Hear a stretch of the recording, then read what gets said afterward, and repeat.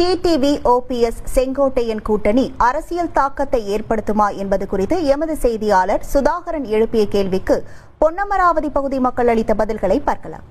TTV Dinakaran தானும் செங்கோட்டையன் மற்றும் OPS ஆகிய 3 பேரும் இந்த தேர்தலை சந்திப்பதாக தெரிவித்திருக்கின்றனர்.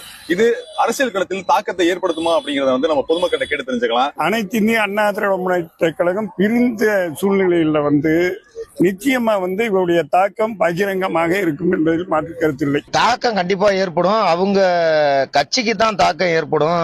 அவங்க கட்சி தொண்டர்களுக்கு மிகப்பெரிய குழப்பம் ஏற்படும். குழப்பத்தினால வரக்கூடிய சட்டமன்ற தேர்தல் 2026 திராவிட முன்னேற்ற கழக அரசு மீண்டும் ஆட்சிக்கு வர அதிகப்படியான வாய்ப்புகளை உருவாக்கி கொடுக்கறாங்க.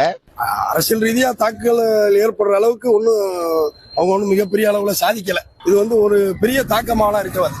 கண்டிப்பா மக்கள் யாரை விரும்புறாங்க கண்டிப்பா தெரியும். ஏற்கனவே ஜே அணி இருக்கும் போது வீரப்பன்னு சொல்லிட்டு நமக்கு தெரிஞ்ச அரசியல் அறிவு வரைக்கும் போன வரைக்குமே ஜெயலலிதாங்கிற தலைவரை அவரோட தொண்டர்கள் தேர்ந்தெடுத்தாங்க. 2 கோடி தொண்டர்கள் இருக்கிற இடத்துல தொண்டர்கள் முடிவு பண்றதா யார் என்னங்கிறது இவங்க 3 பேர் சொன்னாங்கிற காலம் பெரிய தாக்கத்தை ஏற்படுத்தாதுங்கிறது என்னோட கருத்து. டிடிவி ஓபிஎஸ் செங்கோட்டையன் கூட்டணி அரசியல் தாக்கத்தை ஏற்படுத்துமா என்பது குறித்து பொன்னமராவதி பகுதி மக்கள் தெரிவித்த கருத்துக்களை பார்த்தோம்.